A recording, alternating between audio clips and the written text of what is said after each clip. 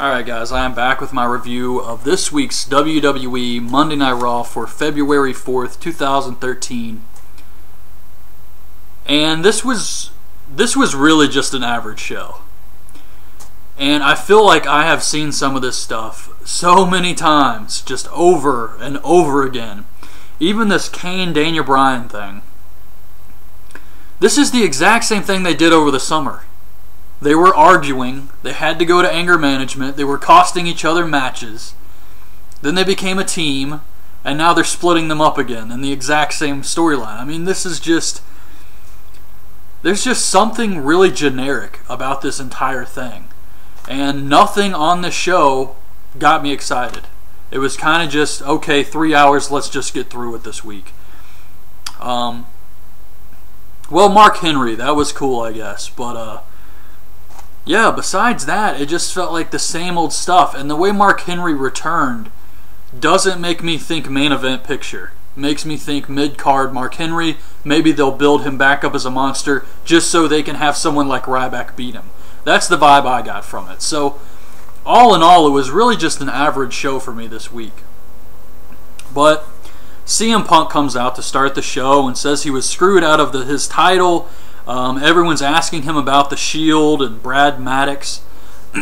Why does Paul Heyman and CM Punk call him Brad Maddox? Is this like a joke or something between them? Because they're the only ones that call him Brad Maddox. But he insults some fans and asks if they saw him in that video. He says it wasn't Heyman in the video. You can't trust Vince McMahon. And Vince got what he deserved.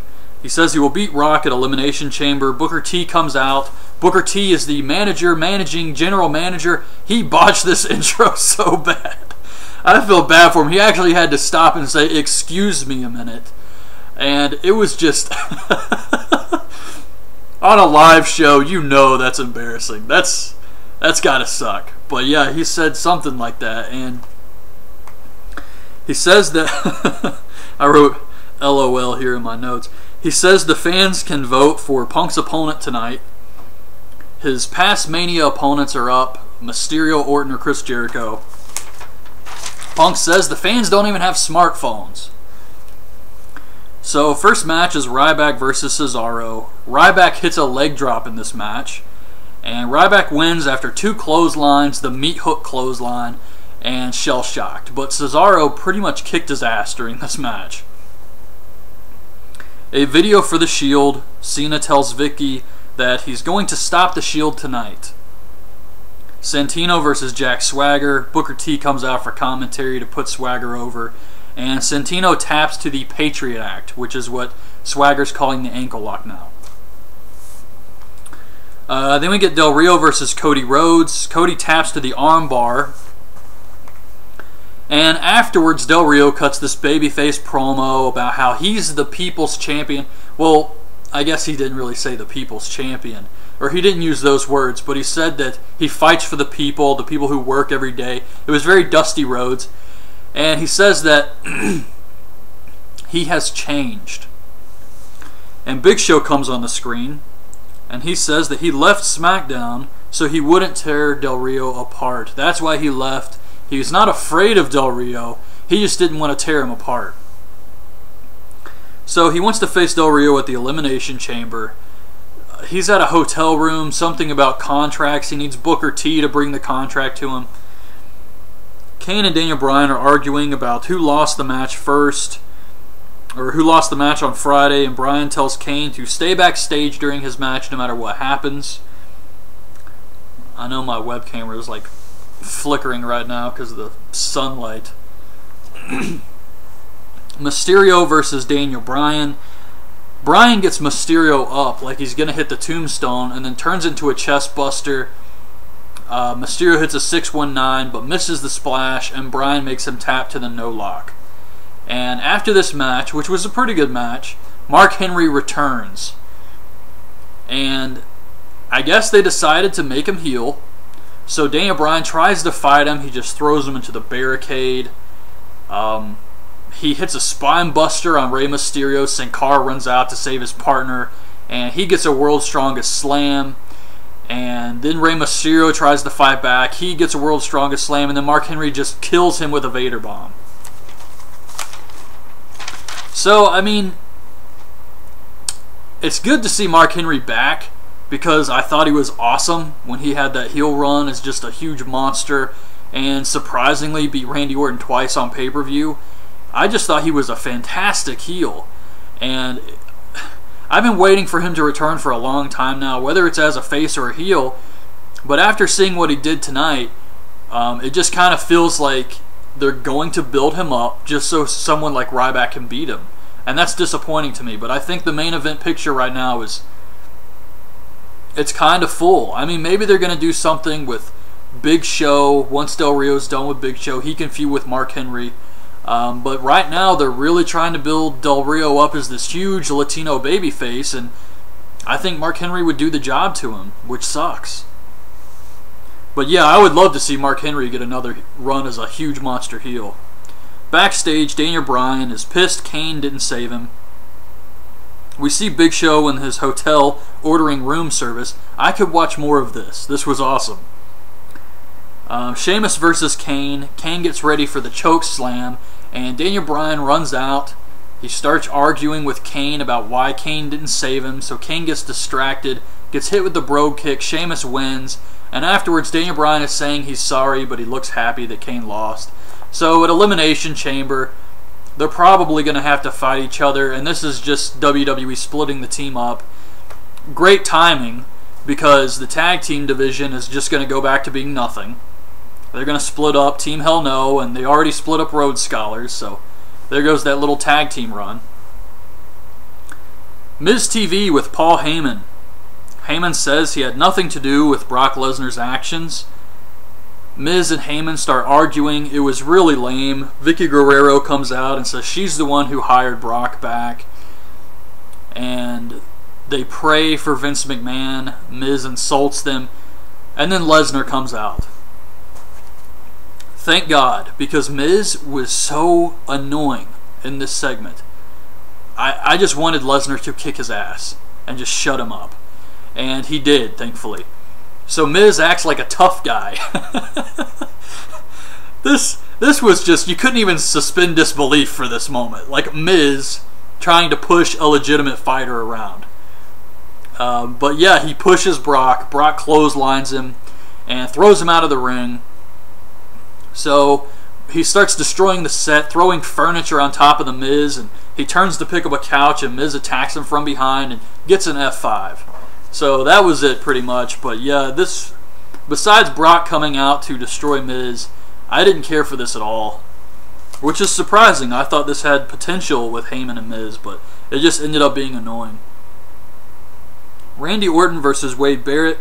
They show one of those small promo videos in the corner for Bo Dallas.